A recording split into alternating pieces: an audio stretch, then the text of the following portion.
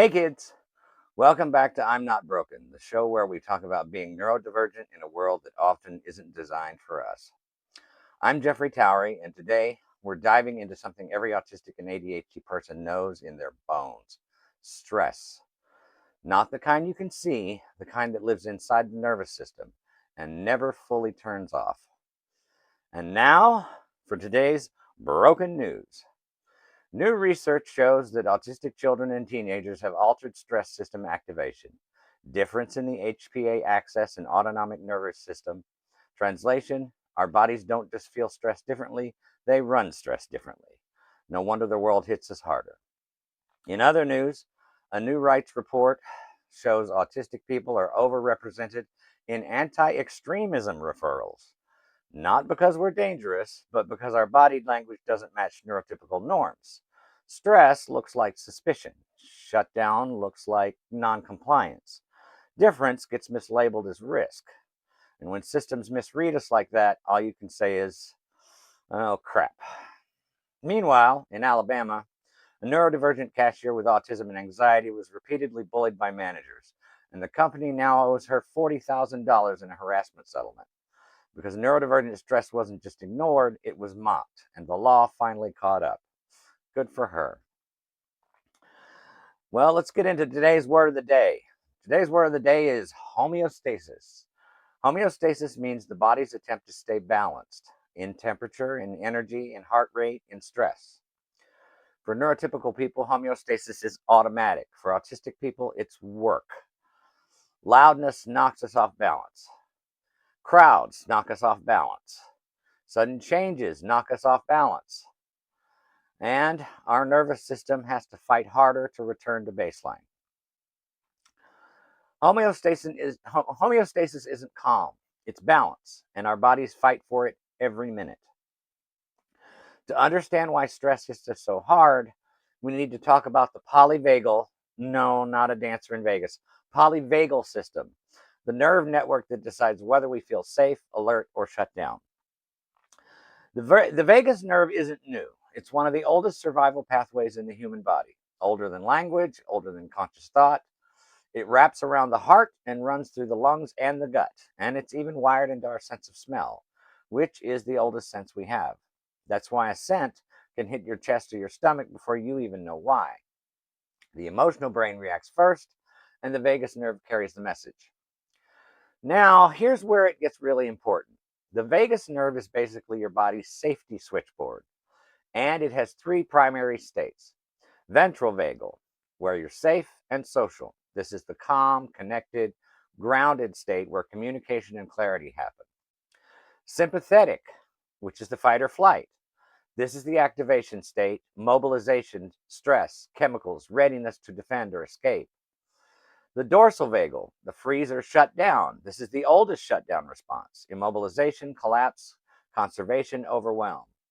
These three states shape how we react to the world, not just mentally, but physically, through the heart, the breath, the gut, and the entire emotional landscape of the body. Autistic bodies move between these stress states faster because the world throws more sensory and social load at us. Our nervous systems are constantly scanning for noise, for brightness, for unpredictability, for threat. When I walk into a Walmart, the first thing you notice is the high-frequency hum of the fluorescents up above. The air conditioning is always a cold shock, artificial and sharp. The aisles echo in strange ways. It's crowded, it's busy.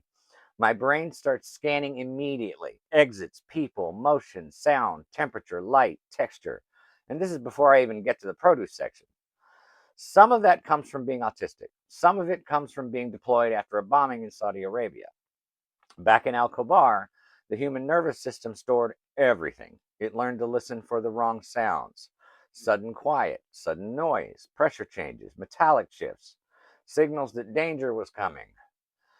And your brain doesn't forget just because you moved on.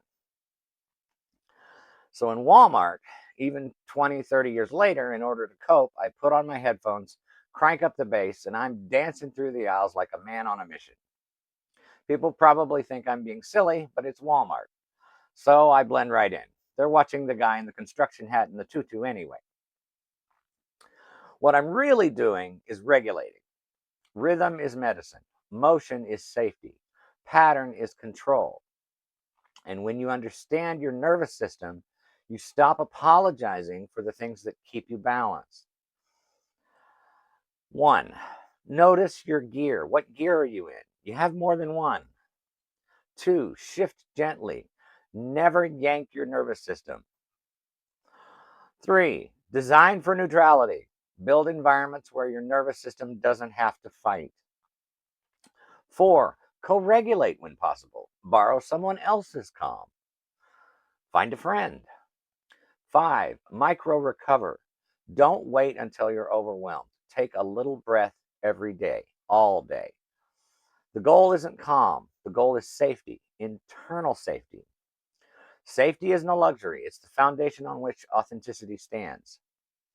So if this episode helped you understand your stress patterns a little better, share it with someone who might need it. Your body isn't broken. It's protective, it's responsive, and it's doing best in a world that asks too much. Oh, and before we close, I want to clarify some language you'll hear me using today and in future episodes. You'll notice I'm moving away from the term ASD, Autism Spectrum Disorder, and instead using updated terminology. ASN, Autistic Spectrum Neurotype. ADN, Autistic Divergent Neurotype. ADHN, Attention Divergent Hyperactive Neurotype instead of ADHD. OCN, Obsessive Compulsive Neurotype.